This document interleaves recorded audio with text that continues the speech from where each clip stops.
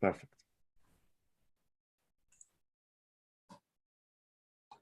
Okay. Before starting, I only please you to mute your microphone.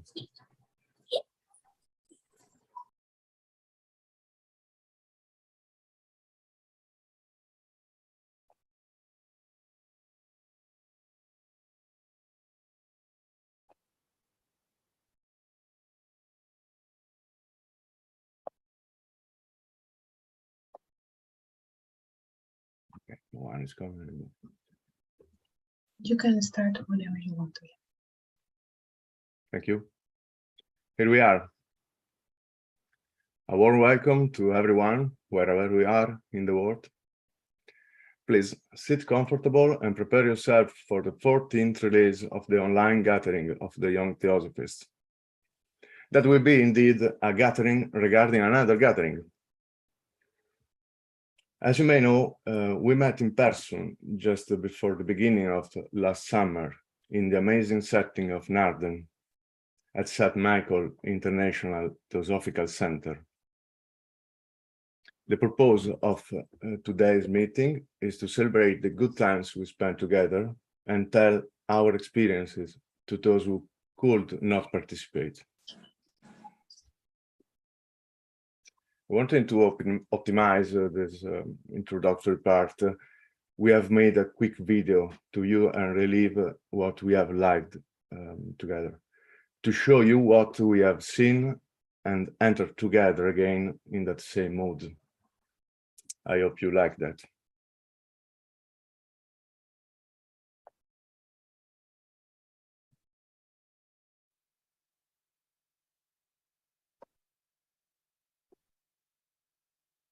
From 3 to 7 June 2022, an international gathering of young Theosophists under the theme Creating the Path to Self-Transformation took place at the ITC Naarden, the Netherlands. It was the first in-person gathering of members under 14 years old since the global pandemic began.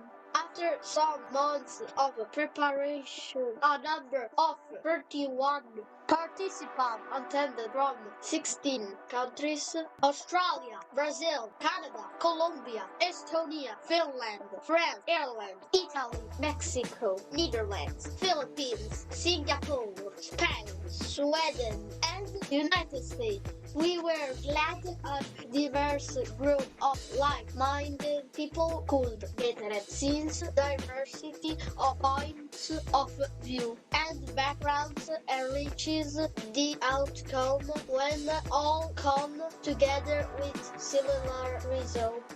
At the ITC Naarden, one feels immediately submerged with nature so that a welcome and safe atmosphere was built, entering a sacred space out of the ordinary world, allowing to relate with other participants in such a profound manner with genuine and sincere sharing of our highest aspirations, points of view, curiosity, inquiries, questions, etc., as well as vlogging, singing, and playing games. The program activities included morning meditations, youth workshops, a panel of youth talks, volunteering activities at the ITC, and sessions with guest speakers. Tim Boyd, International President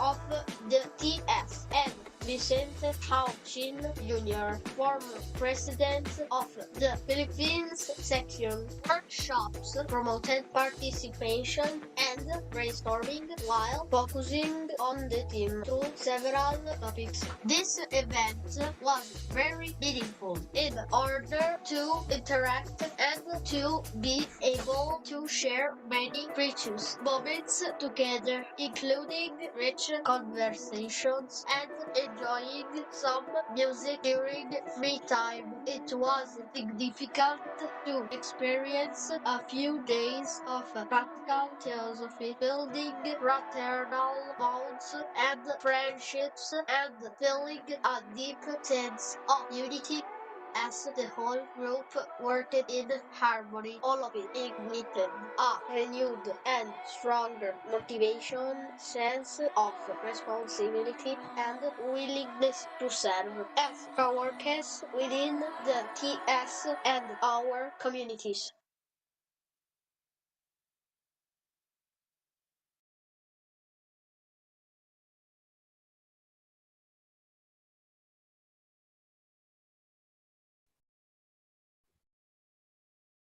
Now I am glad to pass the word to the speakers. We shall start with Gabriele Sebetta from Italy. He was born in Frosinone, near Rome, 37 years ago. He lives in Milan, and he has been a member of the Italian Theosophical Society for 2 years. He studied law and is currently head of the Real Estate Records Office. His philosophical and spiritual interests now turn to the question of nihilism, which emerges in front of the abyss opened by the death of God and his active overcoming. Please go on by yourself. May I share your slides, or no? You can do it. Hello, dear all.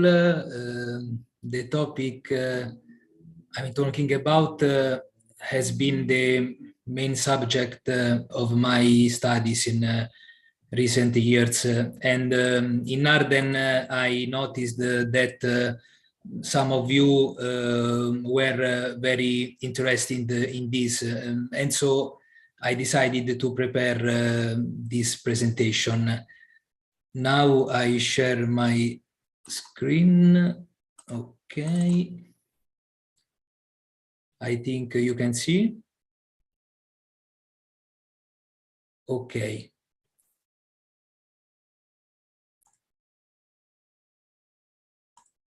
The title is Time and Spirituality. I would like to start with some verses written by Johann Wolfgang von Goethe.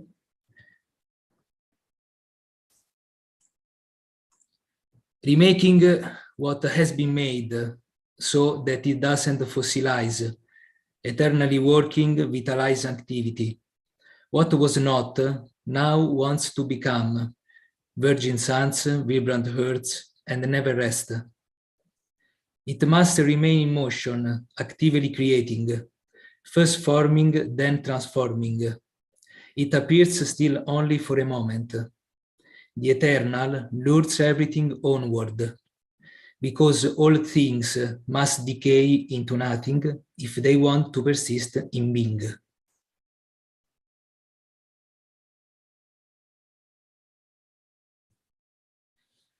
For a long time, a large part of humanity has considered as a natural thing that existence is devoid of a higher meaning. Today, everything tends to the limitation of horizons, to petrification, to the death of the spirit. What sense does man have for him today? What is the meaning of his birth and his death? Nonsense. Everything has become ghostly, dark. Human life has become a small thing.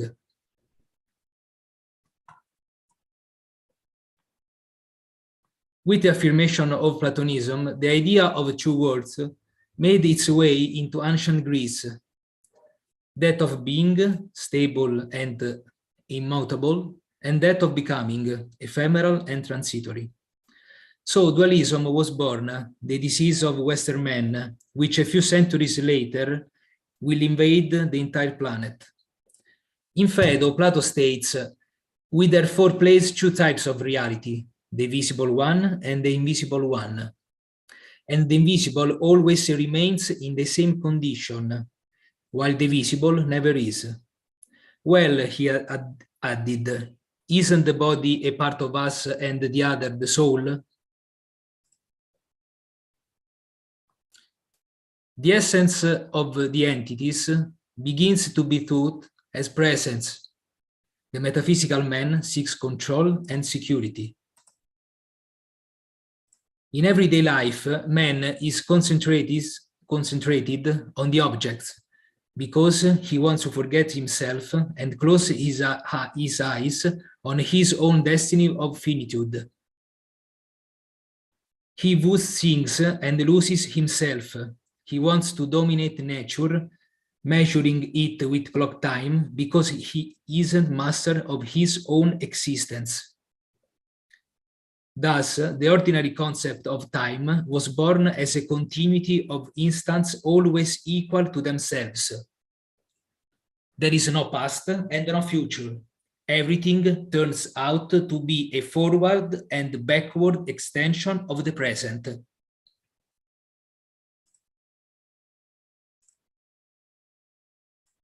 In daily life, man lives as if he would never die.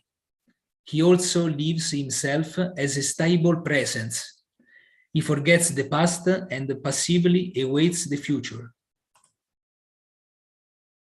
Spiritual man has an opposite attitude. He remembers the past and takes charge of it, but he also opens himself to the future, deciding in the present. He has the strength to continually cut its roots, to always fall back into the void, to rise from it free from the slavery of a past that would like to provoke its future.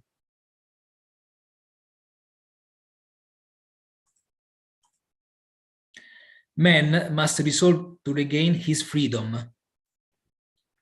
This can only be achieved if he doesn't remain linked to any entity at hand, to any form, to any image, as if they were eternally present, but opens himself up to the possibility that each entity falls back into the nothingness from which it arose.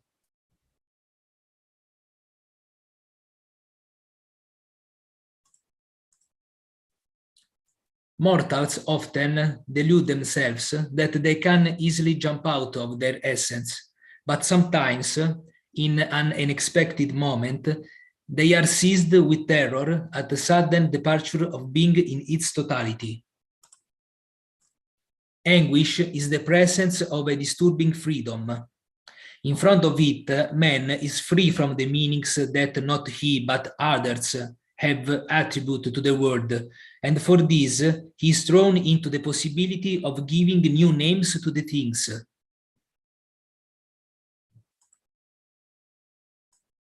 Freed from the shackles of public opinion, man finds himself dragged into his most proper being, in that place of divine indifference where everything is possible, but nothing is.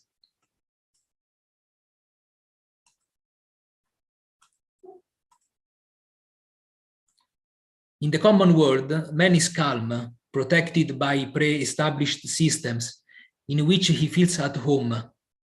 However, it isn't his house.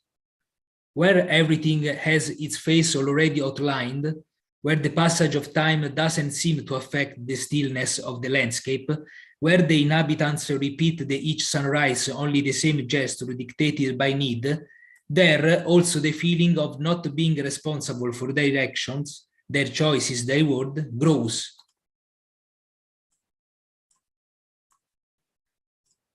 Precisely in such a world, which belongs to everyone indifferently, and therefore to nobody, the intimate need to take upon oneself the decision to choose what one wants to be, what this world can and will be, grows.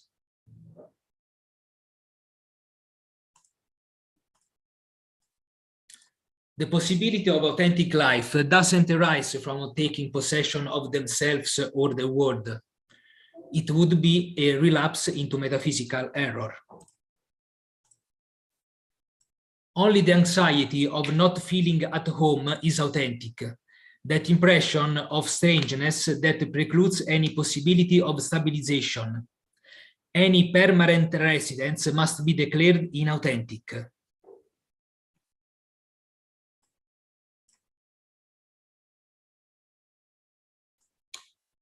The journey begins with the exit from the one world into which everyone was born, but doesn't end in any other place. No reappropriation is possible, but only an uninterrupted farewell, an uninterrupted sunset. The journey, in fact, measures and creates a place that is the place of the journey, a story that always begins anew at every moment, because only such an ever new guarantees the path as a manifestation of the eternal.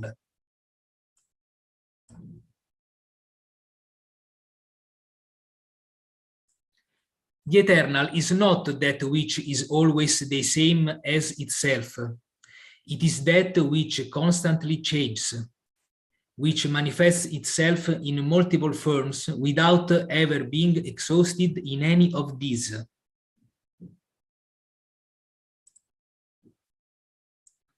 There can be no thought of the eternal either, since it can only be described with negations, or be seized by an intellectual intuition. In fact, when it is thought, the eternal is no longer as absolute. Yet, a force within it requires a limitation, giving a form. But in this process, there is always something beyond the form, unpronounceable.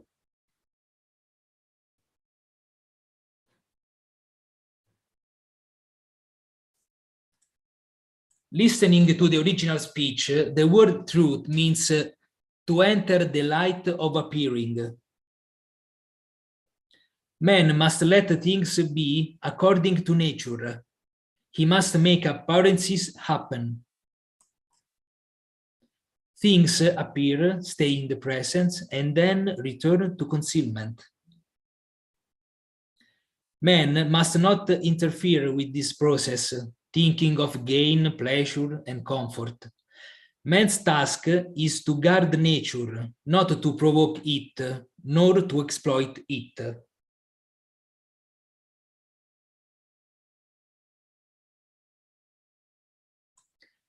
Man has the task of assuming the attitude of gratitude that respects the coming into the presence and the returning to the absence. Originally, truth is not a description of facts that corresponds to the real. It's the safeguarding of the occurrence of the event.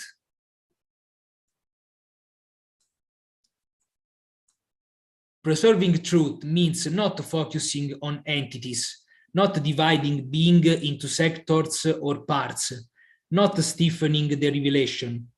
Custody is the attitude of those who remain willing to contemplate and welcome what appears, without the will to dominate or use it.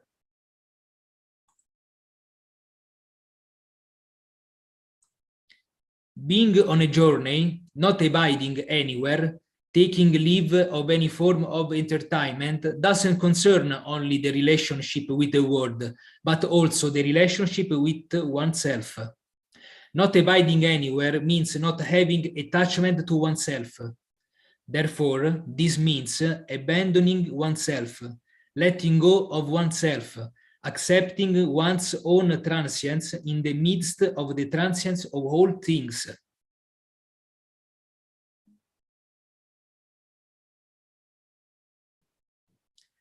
Not abiding anywhere doesn't mean escape from the world. Staying in this world isn't denied. The awakened man doesn't wander in a desert of nothing. Abiding nowhere is abiding, and precisely abiding without any desire, without purpose, without tension.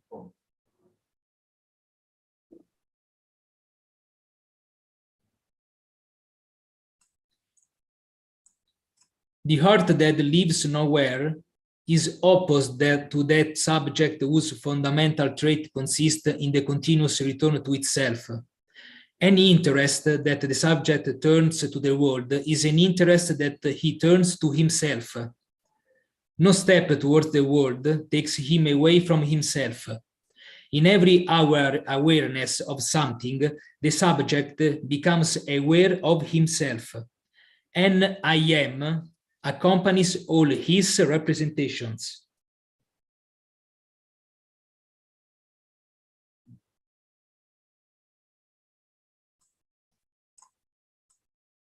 The heart that doesn't abide in any place, that doesn't attach itself to anything, adheres to the change of things. It doesn't remain the same as itself. The heart that doesn't remain attached to anything, freed from all bonds, knows neither joy nor pain, nor love nor hate. The nowhere abiding heart is, in a sense, too empty to be able to love or hate, rejoice or suffer. The freedom of radical detachment presents a singular indifference. In this indifference, the heart is kind and friendly towards all that comes and goes.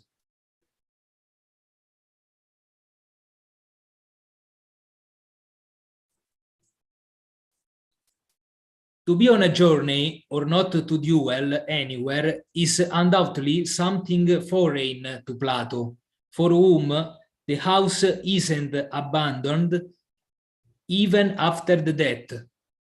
In the Apology, Socrates speaks of dying as a removal of the soul. Death is a kind of change and a moving of the soul from this place down here to another place. The change that the soul undergoes in death doesn't render it homeless.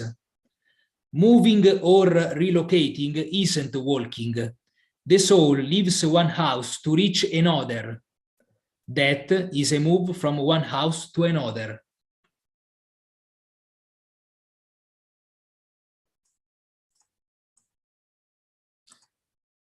The world is the same, but it becomes lighter by gravitating around the void. Thanks to this void, living becomes itinerant. Not abiding anywhere is therefore not the simple negation of home and dwelling. Rather, it opens up an original dimension of living. It makes you live without settling into yourself, without attachment to yourself and your possession. It opens the house, intones it with friendly kindness.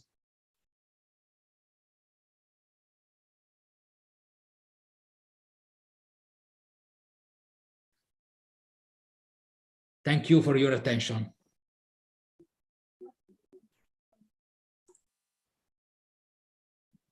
Very nice.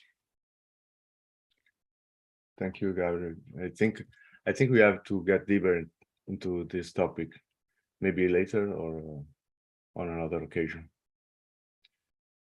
Now is the time to watch the contribute of Catalina Isaza Cantor from Colombia. Unfortunately, she could not join us today in person, but I bet she's thinking about us. She was born in Bogota and from the young age felt herself to be a citizen of the world. Who knows her can assure she is a true cosmopolitan. She loves to travel, learn about new cultures and languages. She likes writing, to play piano, and be in touch with nature. She has worked as a teacher from kindergarten to university lecturer, as well as in TV and cultural management. Currently, she is a volunteer at the international HQ of TS in Adyar, being a member since 2006. She is also a translator and editor of the Colombian magazine Selección Teosófica. Catalina participates actively as coordinator of international movements of young Theosophists in Spanish and English, and was part of the team that wrote the constitution of the Rising Youth Federation of Young Theosophists. By the way, she's a part of the Federation's board recently formed. During the period of the pandemic, she started with her husband, Shikar, hello Shikar, Pragya Studio, a YouTube channel that aims to disseminate theosophical contents.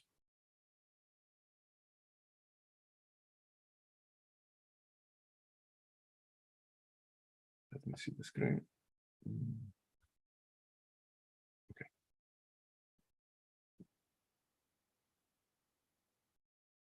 Greetings to all who are present today, and of course to the beautiful team who organized this meeting and who are participating of it today. Being able to connect in this opportunity brings many memories and deep emotions to the heart. I want to share a little of what the International Youth Gathering last June meant to me. Narden now lives in my heart in a special way, and it is a part of me like an everlasting imprint. For a long time, I have heard the name Narden without much expectation, in the sense that I didn't think that in this life I will be given the opportunity to visit it, but always with that inner desire to go there.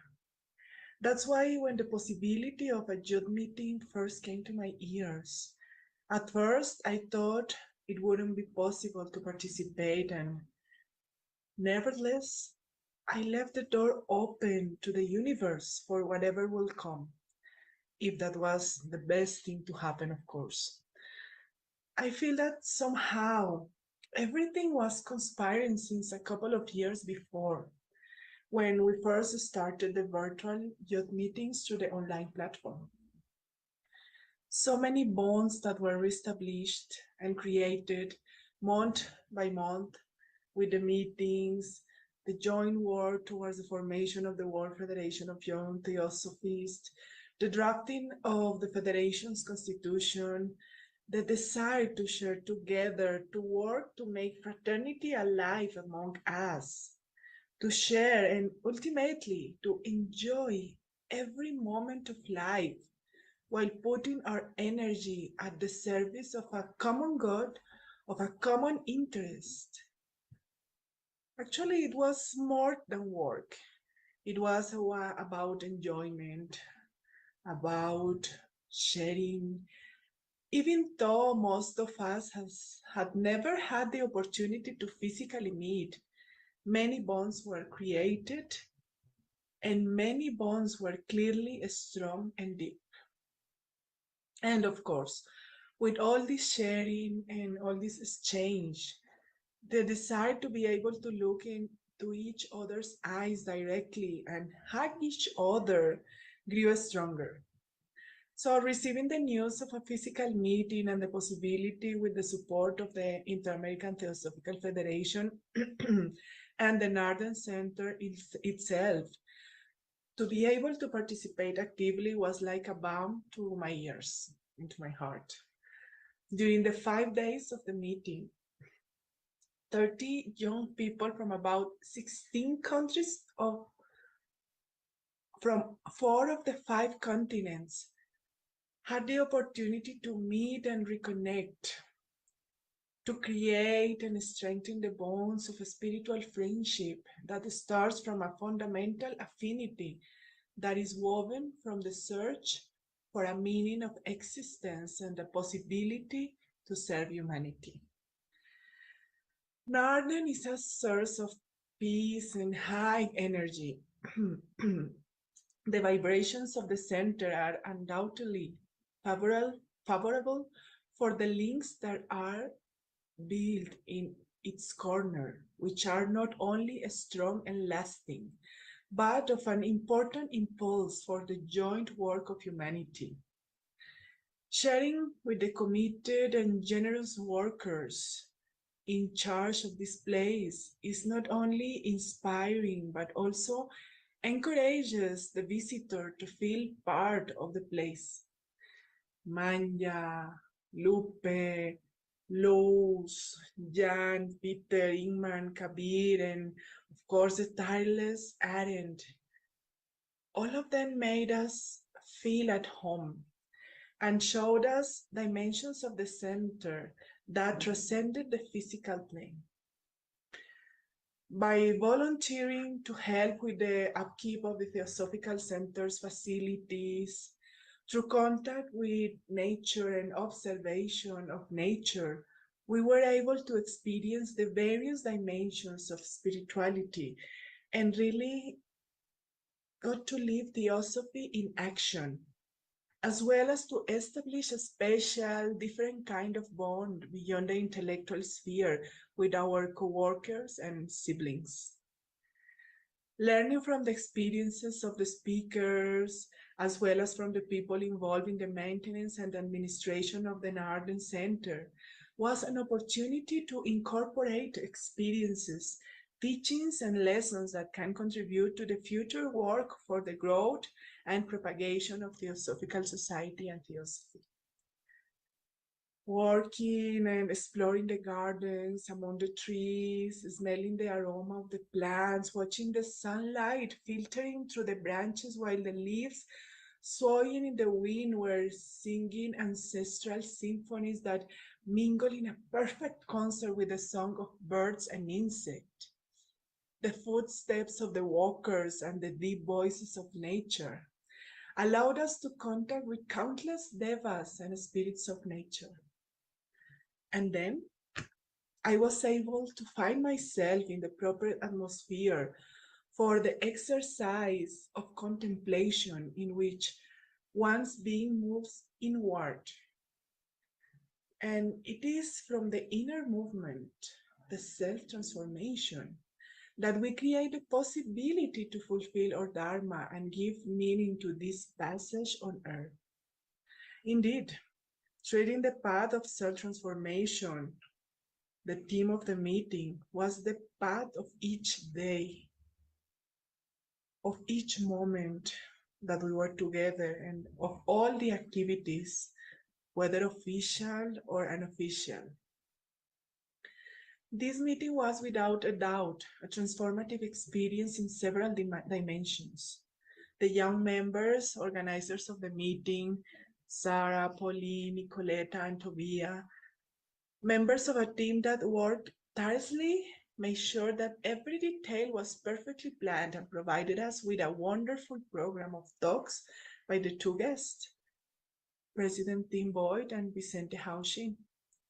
Workshops led and conceived by the young participants themselves, of formal and informal talks, of reunions around a guitar and a few percussion instruments, of role-playing, volunteer work, conversations between walks, endless hugs, delicious meals in which flavors were mixed with stories and anecdotes from all corners of the planet, moments of silence and meditation, shared readings and tourism, among many other spaces of exchange and harmony.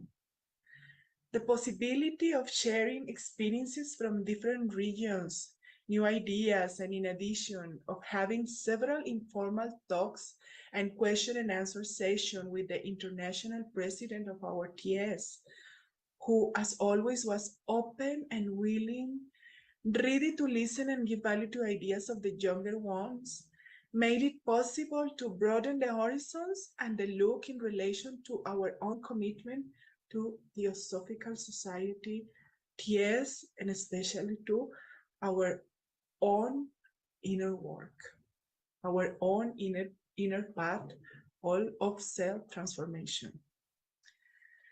This gathering was undoubtedly an important step in the consolidation of the revival of the work of the World Federation of Young Theosophists. In addition to presenting the draft constitution of the Federation, which was approved by the President and the General Council of the Theosophical Society.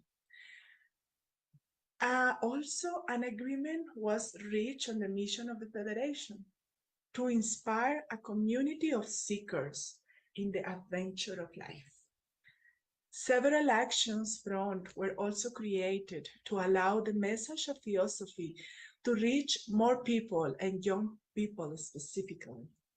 A lot of energy was renewed and set in motion. The bonds established during this meeting constitute, without a doubt, an important part of the net of the Theosophical community in the world. We continue to expand the limits and possibilities of the family. It is vital that this net continues to be strengthened through working together and in future meetings, through the renewal of what is necessary and the strengthening of what generations of committed members have built over more than a century of existence. Attitudes such as creativity, courage, thinking outside the box, stepping out of the comfort zone, honoring tradition, among many others, are fundamental ingredients for this legacy to permeate many more spheres than possible, and thus continue with the mission of the TS. Undoubtedly, the meeting was an opportunity to recharge our energies and consolidate our bonds, inspirations, a sense of unity, harmony, synchronicity, and especially gratitude are the feelings that remain after 5 days of intense and fraternal sharing.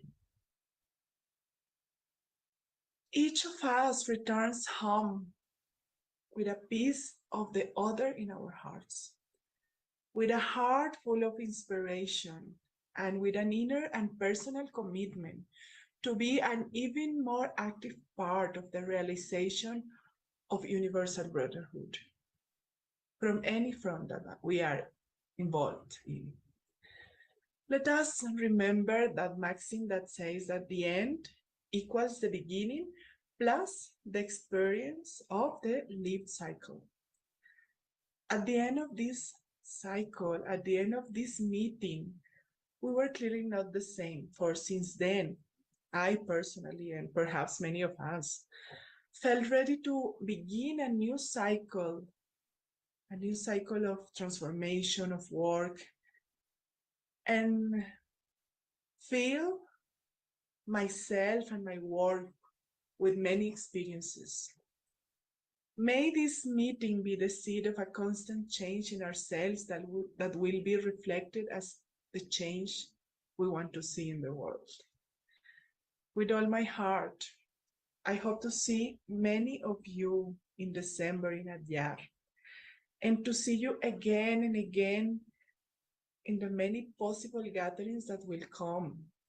And of course, in December 2023, to celebrate together life, work, and why not, as we mentioned a few months ago in one of our gatherings, to celebrate in 2023 the 100 years of founding of the World Federation of Young Theosophists, there in Adyar, the vibrant heart of Theosophy.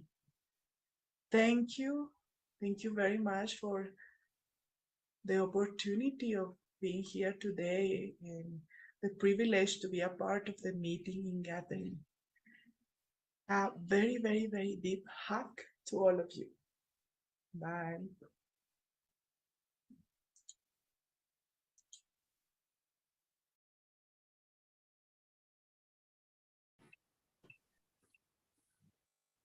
Thank you, Kata.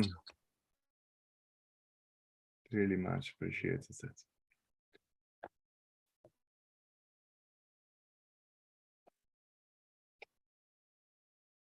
It comes the turn of our Clover. Clover Hu from Singapore has been a member of the Singapore Theosophical Lodge Society, of the Singapore Lodge Theosophical Society since 2014, and a committee member too. She's also part of the subgroup called Lotus Circle, where she supports programs both face-to-face and over Zoom, focusing on the practice of theosophy. She studied the English literature at the university and then studied again to become a preschool teacher. She finds an ever-deepening joy in theosophy and tries her best to use this joy to be a light in the world. More than one in the room can confirm the last sentence. Please, Clover, let us know about your experience in Arden. Hello, everyone. Can you hear me? Okay. Loud and clear. Okay. So I'm gonna start with my sharing, and then I'll share a photo journey of just some personal anecdotes from my time at the youth gathering. So today, my sharing is gonna be about making friends and making connections at the Narden Youth Gathering. Let me start with a personal story. Sorry, my voice cracks very easily when I have to talk in front of so many people. Okay. Let me start with a personal story. Making friends used to be quite hard for me. In my early teens, me and my childhood friends went to different schools, and I suddenly found myself all alone in my secondary school. So in my preteen awkwardness, I lost confidence in my ability to make friends, and isolated myself from my new classmates.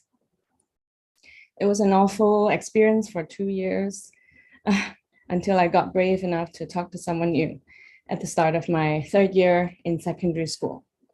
Then from then on, it's been pretty rocky, and I felt like a baby learning how to walk. I stumbled through my friendships with very low self-esteem, always trying to fit in, but always falling short of it.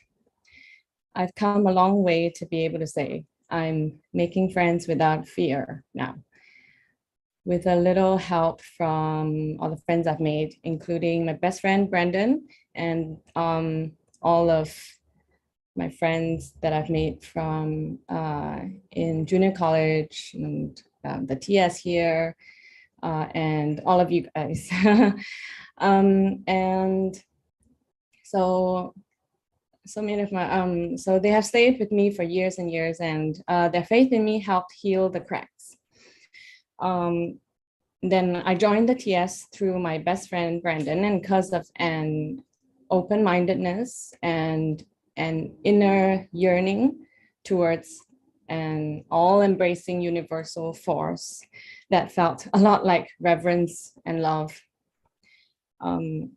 My self-perception changed as I resonated with the idea that we are so much more than this personality and part of a much wider reality than this world that we can perceive with our five senses. But my self-doubt is still in the process of melting like a gigantic, stubborn iceberg. But yeah, I have so many people who are on this spiritual journey of self-discovery with me. So I went to Narden like this, feeling fresh and new, to gain a deeper understanding of what self-transformation means, and to meet people, spiritual people who could be friends. I found that I was not too worried about being accepted or liked, even though, to be honest, that's something that can't be helped in any social setting. I was trying to observe and just be when I was with all of you. So in our meaningful group discussions during the gathering, during the program, so all of your passion for service, the passion in service that I witnessed in all of you inspired my heart for service. And as we meditated upon the wise words of Tim, Aaron, and Vic, and on the ancient wisdom that is continuing to bloom in our hearts, I felt my heart bloom wider than ever before, embracing everyone.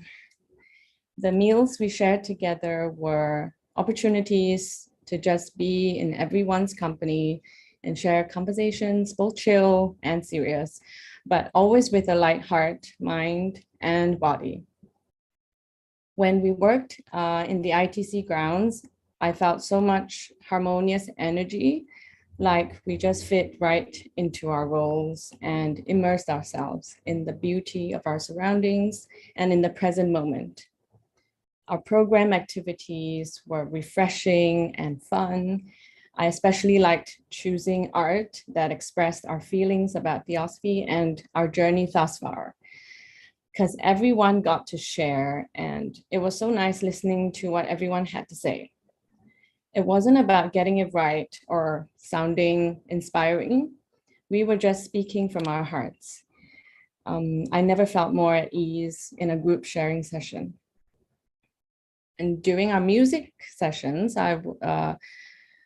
which usually occurred at night, and night there is a completely different thing from what most people are used to, because it's night, but it's still not dark out. But technically they are night music sessions. And I was really blown away by the many musical talents among us. And just singing along with everyone felt really uplifting. And playing the werewolf game revealed everyone's humor and wit. And simply I feel like we're enjoying and we're playing like youths do. And there was something magical about being in the ITC. Conventional time felt suspended there. And I felt like I was living in my own time, my time with people who also saw time differently. So the forest was a fairy tale with tall, friendly trees and birds that never seemed to tire of singing, just like us. I even saw a deer once when I was walking by myself. I felt honored to be graced by its presence. I felt light and ethereal there, lifted up above all the personas that I play every day. And beyond the outer form of each and every one of you I came into contact with, I felt the same spiritual being like me, bursting like light through the seams, through your smiles and laughter, your unique stories and aspirations, your tranquil energy and fiery energy, your tranquil strength and fiery energy, because that sounds better. I sensed a deep yearning for connection within me and within us. Perhaps the self-transformation I experienced lies in understanding what true connection is for me. The connections I thought I was making in my teenage years were probably just me trying to find myself in others by changing myself to suit others' expectations of me so they would accept me. Now I'm finding myself in others through loving others, through giving myself to others with love in my heart, without asking to be accepted or liked in return. But this is a work in progress, because I think this is how we can truly make a connection with someone, a connection between souls. Okay, thank you. So now I'm going to share just a slideshow of photos. And just give a personal anecdote for each photo. Let me share screen.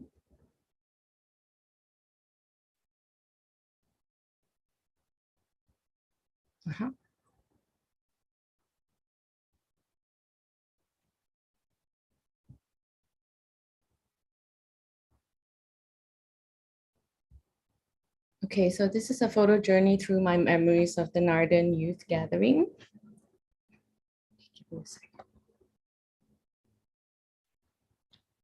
I'm going to share some anecdotes through photos. They're not necessarily in chronological order because memories are not. Wait, stop here. Okay, so this was when we first entered the forest of the ITC, where the ITC is at. And it's like They say the grass isn't greener somewhere else, but it literally is. And then a tall trees, kind of like our own personal red carpet. And there are trees that we can't find in Singapore, so they're really special. I don't really know their name, but it's okay. And this is the Garden of Remembrance. This is still on our first day, I think. Yeah. So the Garden of Remembrance. This is Catalina meditating, but she totally posed for the photo. And this is Catalina and Francis hugging a huge tree. So all you need to do to change your height is to change your perspective. Francis, you look pretty tall here. And this is Catalina taking a photo of me taking a photo of Catalina, taking a photo of dandelion fluff. Yeah. So we also don't really see dandelions in Singapore, so this is really special. This was, but I didn't make a wish. None of us did. I think we were just leaving it there so someone else could make a wish, because it's the only dandelion there. We were being very selfless, Theosophists. And this is a little bug on Catalina's hand. I'm usually really scared of bugs, but she just put it on her hand, so I thought that was pretty amazing. Then this is dew on the leaves of grass at the St. George's house. Yes, outside St. George's house. So it was really beautiful, and we don't really see dew here in Singapore. So this is quite special. This was also the beginning few days, and then that's I'm really bad at remembering names. I'm really sorry. But Catalina mentioned their names just now. So the two of them, lovely ladies who work at the ITC, served us food. We arrived earlier.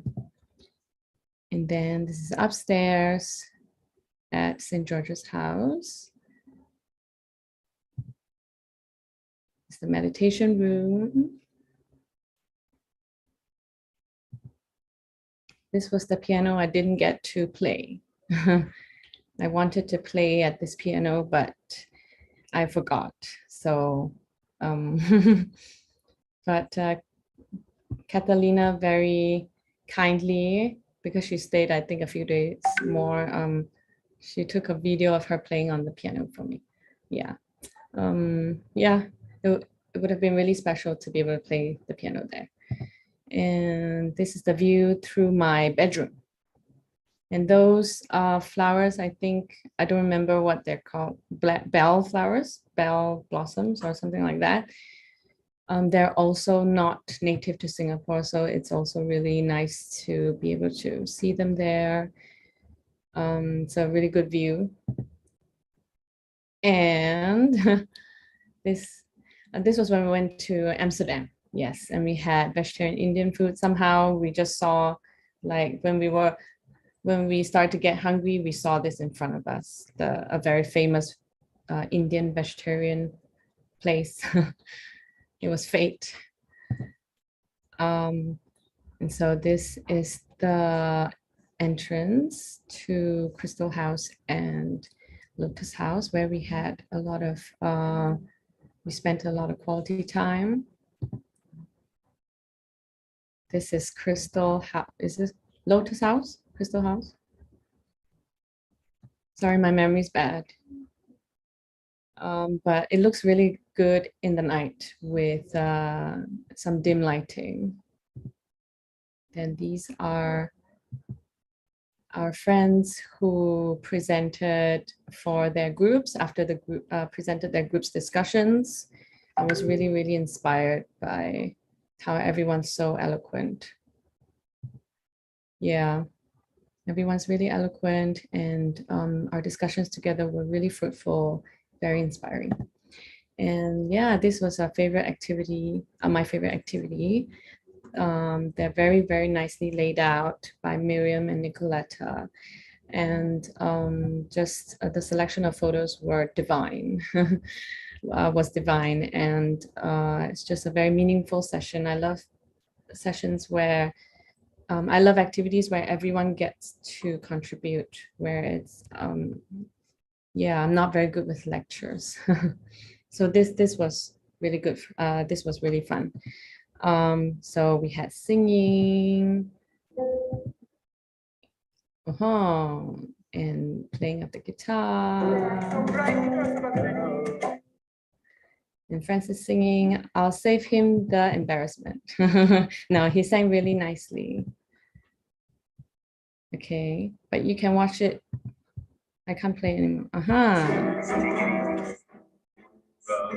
Okay, and then this is where we played werewolf. It was super fun. There's a Korean game. This is the, I guess, the European version of the Korean game Mafia. But more elaborate. So it was really fun. And I was really surprised that Krista really put her every 110% effort into the game. And yes, this was one of our opportunities to serve at meal times. So it was really lovely. And if you look at the dark chocolate on the plate on the table, it was really hard for us to cut up. Like we were pounding and pounding and pounding it. Yeah. Yeah, so this was my group when we went to excavate some dead bodies in the Garden of Remembrance. No, just kidding. So I wasn't at the crime scene. See, they look so happy. Yeah, we were weeding. Yeah, that's the boring version. And then this was after we hugged like the beautiful oak tree behind us. I think it's called an oak tree, right? Yeah. It's a really, really special experience, hugging the really, really special tree that was very embracing. And then this was the photo we took after that. And then it was so cold. And then we were waiting for someone to end and to ohm, but no one ohmed yet. So we were, as we were holding hands, our laughter, shaking with laughter. This was a really shaky video of photo of everyone. I'm sorry if some of you are not in my photos that I took. I think something I really regret is to not take a selfie with every single one. Yeah, and in this photo, because I brought my selfie stick, we managed to squeeze in everyone who was there and available at the time. And so it was, people kept coming in and we kept retaking. So it was really blurry, but it was fun. Yes. So I think we try to get most of the people in. Then here's another group photo. Yeah, in better lighting. Yeah, everyone looks wonderful. And thanks to the two of you, I wasn't the only one from Singapore there. And this is a photo of all of us. I'm really, really grateful to have met all of you. And I just realized that Miriam and Yanna's clothes match for some reason. Yeah, the color schemes are the same. And just everyone is here and everyone is smiling. And this is one for the history books. And I would just like to end with this quote. I'm sorry if I took too long. I'm so sorry. American. So I saw these words by Guan Yin on the bulletin board in the, I think, Besson house. A pledge: never will I seek or receive private individual salvation. Never will I enter into final peace alone, but forever and everywhere I will live and strive for the redemption of every creature throughout the world. So this, to me, this really tells me that loneliness is really illusory. And as we get closer and closer to realizing that we are ultimately one, we will seek to love more than to be loved. Thank you.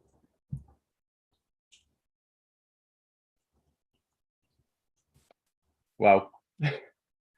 Thank you for your thoughts and for all the amazing photos. Really like that. So as they say, last but not least, please welcome Marika Marset from Estonia. Being interested in spiritual topics since she was a child, came in contact with Theosophy at the beginning of the university. She joined TS 7 years ago, after 7 more years spent attending lectures and seminars, just to be sure if she really was interested in that. So she also started giving lectures on the topics and of her researches, the fourth dimension and fractals in a spiritual sense, Theosophy in the arts, living ethics, karma, etc. And little by little, she felt the importance of Theosophy growing in her life. Sometimes she translates some articles into Estonian, and she helps organize a circle of fairy tales for children where they can also discuss body ethics and how to live a happy life. She's also one of the newly elected officers of the Youth Federation. Congratulations again. Hello, everybody. Can you hear me? Yes. Okay. Thank you. So, I kind of know in the beginning that I might be the last one, and then I thought, you know, what else can I say if everything is already said? What else pictures I can share if everything you have already seen? And I asked what should I talk? And Tobias says that, you know, you should talk about your experiences. And then I thought I'm going to share my experience, how I get to Norden and what happens afterwards. So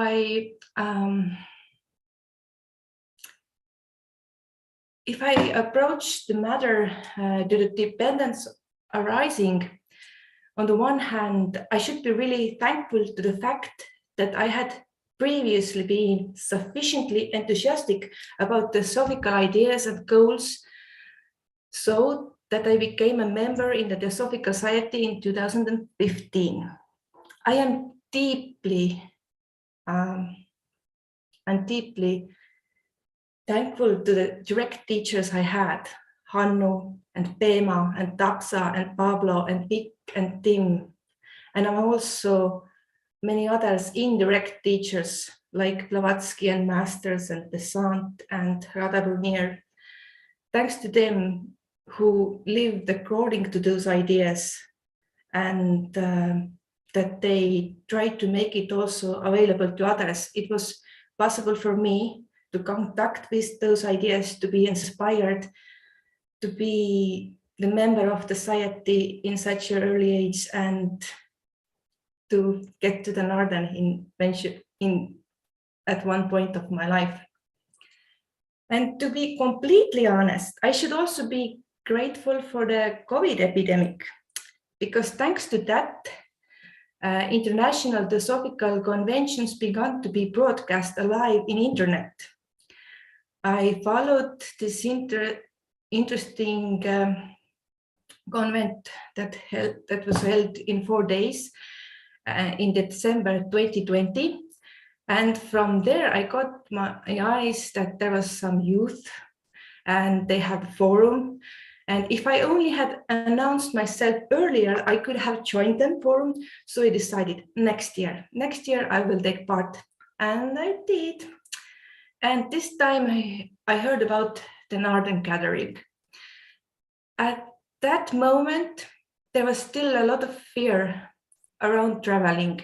And I had also given up all the other travel plans I had by then, but I did want to go to Northern. I just felt that this is something that is really important. I didn't, like also Catalina says, that I didn't know exactly how the universe is it really possible? But I just know that I would like to go there and meet those nice people with whom I had this forum. And in this forum, we quickly changed some ideas, we discussed, and it was like short time, and everybody was speaking like few minutes. And I thought that I really like to know more of those people. But it was just my wishful thinking until dear Sarah contacted me directly and asked if I could come. I said I would really like to, but there are some circumstances and so on. And I made some excuses for her. Sarah didn't give up. She's just like very direct and very wonderful person. And she explained to me, give me the facts that actually it is possible to travel regardless of the risk of the COVID, and a lot of this gathering is paid by sponsors. So, only I have to pay for the travel and accommodation for myself. And, at the beginning I was thinking, I will come with tent, but, things changed in the last minute. And in the end, I was glad that I didn't bring the tent, because instead I could fit more books that I bought on the spot. So in Estonia, we have 3 young members who are under 40 years old. One is me, one is lovely Maria, and with her we bought tickets to Amsterdam, and we also wanted to visit the local Theosophical library and the bookstore, from which we had ordered several books before. And for me, it was one of the largest and most interesting spiritually oriented library that I ever had been. And they also have a decent selection of English language works on the sales shelf. You can also find it in internet, but in Estonia they say your own eye is the king. And well, all in all, if you ever get near that place, I would recommend it to visit it. And so Marie and me, we bought large pile of books and drove to Northern train station. And then, I don't know exactly, we decided to walk the destination for an hour with all our bags and newly acquired possessions. Yeah, it was about 27 books, only for me. The road went through the city streets, next to the lake, through the groves, and across the farmland until we reached this fairy tale forest that dear Gloria was describing before. And there laid our dear Northern Theosophical Center. We were tired, but this place was just magical. We hurried to the meeting where we were just a little bit late, and it introduced ourselves. And right there, we continued to our common discussion while sitting in a circle. And this feeling that rose there, I sometimes have this feeling that we never really left there, that we are still in this circle, that so some piece of me is still there. And afterwards, when I fly home from Holland, I thought in the plane that this is just the beginning. And, each person in this mystical place was part of the harmony in their own unique and beautiful way. And everyone was open-minded. I just felt like I could share anything to anyone here. And, even the nature around us seems friendly and invigorating. We took our first walk around the campus in silence, with a great respect to the work of our dear nature spirits. The next day, we were able to help them in our own way by doing pre-selected garden course. One thing I particularly liked this gathering program was that it was not only theoretical, but everything has aimed at practical results, like various experiences and workshops, and like helping the cook, like Clover showed us preparing the tea break, and also the course on the garden that was actually really wonderful. There was a natural understanding that in order to enjoy all this extinguishing well-being, at a certain moments, one must step forward and serve others. And it was like so very natural. And before going there, I even didn't know how much I needed this harmonious experience. But now that I have a trace in my heart, I know that it is possible, and I really want to pass this possibility to others. I made many good friends, people I could call my new brothers and sisters. And hopefully we will meet again, like Catalina says, not only as a young Theosophist, but also as an old Theosophist and in many other occasions. And most of the Theosophists I have met, in my country and otherwise are older and much more experienced than me. But now I had the honor of meeting younger ones that are more experienced than me. But, to be honest, each of us has kind of feel that they are more experienced than the others. And I heard some things that other lodges do that I didn't know, and it widens my horizon. And it's one thing is if you theoretically know that there are other lodges, but it is totally another thing if you see face to face how someone with bright eyes explains the ancient truth to you, and I mean you, Kiran, something that deeply value themselves.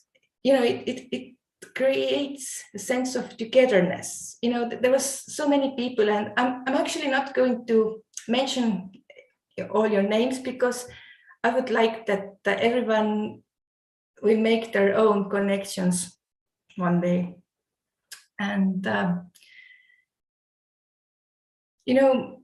and if you realize that there are more people on the other side of the world who think the same weird things as you do and are really sincere about it, you really feel you're not alone. Thank you, Glover. Like, this is really beautiful.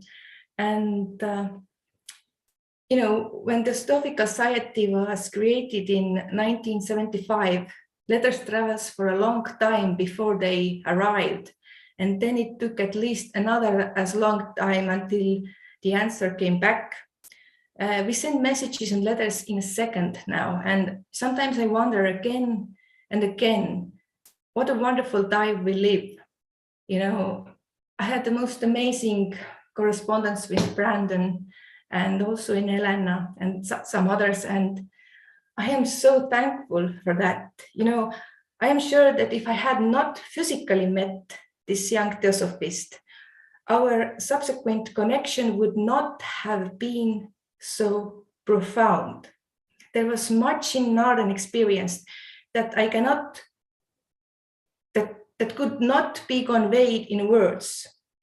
And, therefore, I wish to all Theosophists, young and old, and to all who agree with the three main aims, and also to those who don't, in short, to all people, that they may value physical encounters with each other's more. Especially this technologically blessed times as now. So that in addition to these interesting ideas, we can also share like these interesting ideas that our dear Gabriel shared. Thank you. You're my everyday inspiration. We can also share personal experiences with each other and discuss how we have been able to implement them to a greater or lesser extent in our everyday life. It seems to me that after a visit to Narden, one aspect that I really realized about universal brotherhood is that we are never really alone. Before it was more theoretical because I know we have very active lodges like in Singapore where you, almost every day meet in some way, but in here we meet every other week or so, but now I could see that we were never alone and we will never be alone, even when there are physical barriers between us. We are connected to each other with our thoughts, with our memories, in our hearts, in our prayers, and hopefully in our actions. And I would really, from the bottom of my heart, like that everyone, without an exception, would have this kind of experience in their own lives and see it. So thank you.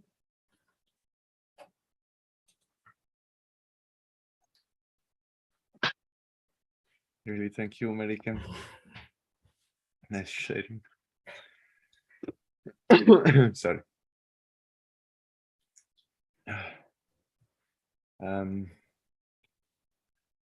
I think that's all for